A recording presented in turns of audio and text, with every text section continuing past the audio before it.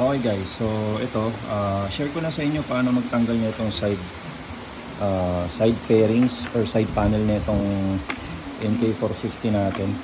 So ito baling in-unscrew ko na kasi ito. Papakita ko sa inyo ano yung kailangan yung tanggalin. So dito sa likod na ito, merong dalawang flat screw yan dyan. Dito sa side na to. Dito, tsaka dito sa baba. Tapos, ang gagawin nyo, i-slide nyo lang to pa kanan. Gaya na ito. Tapos sa part na to, iaalin nyo lang itong tatlo na to para matanggal nyo.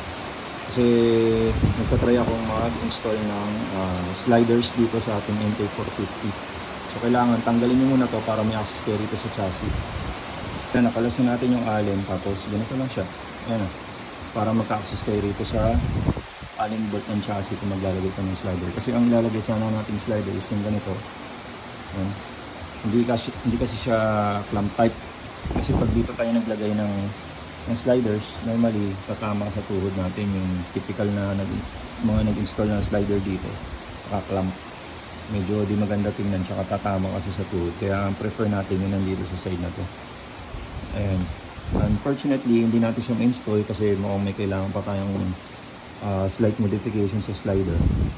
So babalikan ko na lang ulit ito kung paano ko siya ma-install dito kasi medyo mababaw to, tapos mahaba yung adapter natin, so kailangan yatang putulin ito para mag-swak siya. So ganito yung mga gap niya. Ayan. Dapat mga ganito lang siya sa part na to. Alright, so that's it lang, quick tip.